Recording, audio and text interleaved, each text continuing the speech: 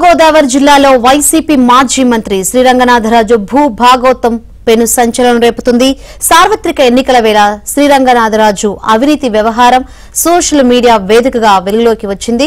పెనుగొండ మండలం సిద్ధాంతం గ్రామంలో ప్రభుత్వ ఇళ్ల స్థలాల పంపిణీ సమయంలో ఒక్కో ఇంటి పట్టాకు 50,000 రూపాయలు వసూలు చేశారంటూ మహిళలు ఆరోపించారు. స్వయంగా తూర్పుపాలెం కార్యాలయంలో మహిళలతో శ్రీరంగనాథరాజు మాట్లాడిన దృశ్యాలు తీవ్ర చర్చనీయాంశంగా మారాయి. గతంలో 2.5 ఏళ్లు గృహ నిర్మాణ శాఖ మంత్రిగా పనిచేసిన శ్రీరంగనాథరాజు ఆయన అనుచర గణంపై పెద్ద ఎత్తున అవినీతి ఆరోపణలు వినిపిస్తున్నాయి.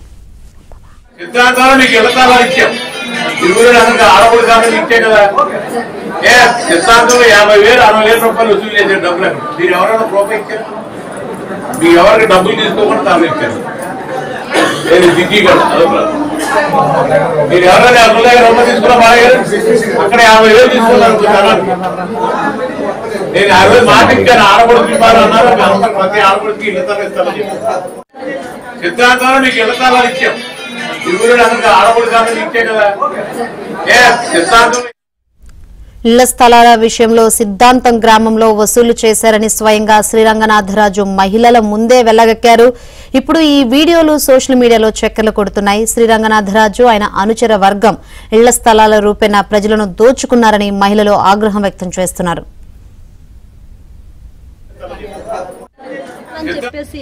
జనాల దగ్గర చాలా దోషేసావు. ఈ 5 సంవత్సరాల్లోని సిద్ధాంతం నడుపూడి కటాల దెబ్బ ఈ ఊర్లో పేదలని దోషిసి నిలువు దోపిడీ చేసేసావు. వాళ్ళకి ఇల్లు స్థలాలు ఇవ్వలేదు, వాళ్ళ డబ్బులు వాళ్ళకి తిరిగి ఇవ్వలేదు. ఇంకా వాళ్ళు అడుగుతుంటే వాళ్ళని బెదిరింతాలో ఇలాంటివి మాత్రం చేసావు. పెనుగొండ ఏం అభివృద్ధి చేసావయ్యా నువ్వా?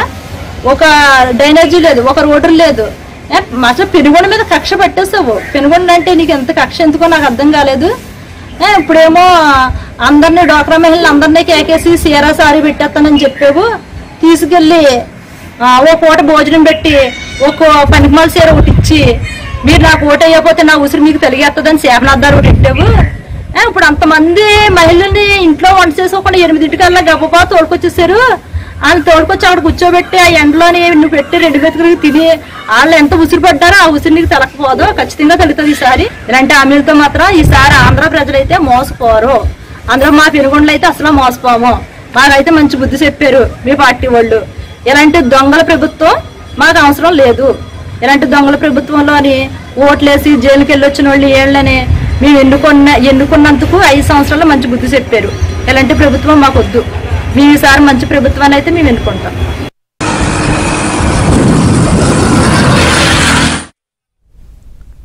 రైట్. సోషల్ మీడియా వేదికగా శ్రీరంగనాథరాజు భూ దోపిడీ వ్యవహారం వెలుగులోకి వచ్చింది. శ్రీరంగనాథరాజు ఆయన అనుచర వర్గం ఇళ్ల స్థలాల రూపేణా ప్రజలను దోచుకుంటున్నారని మహిళలైతే ఆగ్రహం వ్యక్తం చేస్తున్నారు. ఇక ఇదే విషయం గురించి మరింత సమాచారాన్ని మా ప్రతినిధి రాంబాబుని అడిగి తెలుసుకుందాం. రాంబాబు, శంకరి, మనం చూస్తున్నాము ఎన్నికల సమయంలో అన్ని వైసీపీ చేసిన అక్రమాలు అయితే ఇప్పుడే అన్ని బయటపడుతున్నాయి. ప్రధానంగా ఇళ్ల పట్టాలకు సంబంధించి గతంలో అనేక మంది వైసీపీ నాయకులు కార్యకర్తలు లబ్ధిదారుల నుంచి భారీ స్థాయిలో డబ్బులు వసూలు చేశారు. అయితే అప్పట్లోనే వైసీపీ నాయకులు దీన్ని ఖండించారు.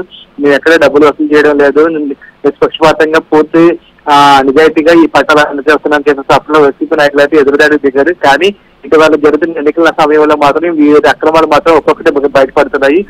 ఆ విధంగా ఆచంట నియోజకవర్గంలో కూడా గతంలోనే ఇంటి పట్టాల నిమిత్తం భారీ స్థాయిలో డబ్బులు వసూలు చేస్తారు. ముఖ్యంగా పెనుగొండ మండలం సిద్ధాంతం గ్రామంలోని ఒక్కో ఇంటి పట్ట నిమిత్తం దాదాపు 50,000 రూపాయలు చెప్పిన వసూలు చేశారు. అప్పట్లో గ్రామానికి సంబంధించిన అనేక మంది మహిళలు ఆందోళన కూడా చేశారు. కానీ వైసీపీ నాయకులు మాత్రం ఆ ఆందోళన పట్టించుకోలేదు. మేము ఎవరి దగ్గర డబ్బులు తీసుకుని చెప్పేసి అప్పట్లో వాళ్ళు ఎదురుదాడి చేస్తారు. ఈ నేపథ్యంలో ఇటీవల జరుగుతున్న ఎన్నికల నేపథ్యంలోని మంత్రి శ్రీరంగనాథరాజుకు సంబంధించిన ఒక వీడియో సోషల్ మీడియాలో అయితే వైరల్ గా మారింది. ప్రధానంగా సిద్ధాంతం గ్రామంలోని ఇంటి పట్టాల నిమిత్తం 50,000 రూపాయలు వసూలు చేశారు. దాన్ని నేను ఆపవేశానని చెప్పేసి ఆ వీడియోలోని రంగనాథరాజు చెప్పడం మనకు స్పష్టంగా కనిపిస్తుంది. దీన్ని బయట చూస్తుంటే ఆచంట నియోజకవర్గంలో ఇంటి పట్టాల నిమిత్తం డబ్బులు వసూలు చేసినట్లుగా స్వయంగా ఆయన అంగీకరించినట్లుగా మనకు స్పష్టంగా తెలుస్తుంది. అయితే వైసీపీ నాయకులు మాత్రం దీనిని అప్పట్లో అంగీకరించలేదు. కేవలం మేము డబ్బులు వసూలు చేయలేదు, కేవలం నిజాయితీగా ఆ నిజాయితీని నమ్ముకొని పార్టీ సిద్ధాంతాల మేరకు పట్టాలు ఇచ్చామని చెప్పారు. కానీ ఎమ్మెల్యే రంగనాథరాజు చేసిన వ్యాఖ్యలు డబ్బులు వసూలు చేశారు అనడానికి ఒక ఉదాహరణగా మారింది. అంతేకాకుండా స్వయంగా ఆయన కూడా ఈ వీడియోలు చెప్పడం జరిగింది, డబ్బులు వసూలు చేశారు. కానీ నేను ఆపేస్తానని చెప్పేసి ఆ రంగాధరాజు చెప్పారు. ఈ వీడియోలన్నీ సోషల్ మీడియాలో వైరల్ అవుతున్నాయి. అఖండలోని వచ్చిన వ్యవహారంపై అయితే ఇంటి పట్టాలకు సంబంధించి డబ్బులు వసూలు చేస్తారన్న వ్యవహారంపై మాత్రం అటు మహిళల్లోని ఇటు ఇతర పార్టీల్లోని తీవ్ర ఆగ్రహం వ్యక్తం అవుతుంది. Shankari. Right, thank you Rambabu.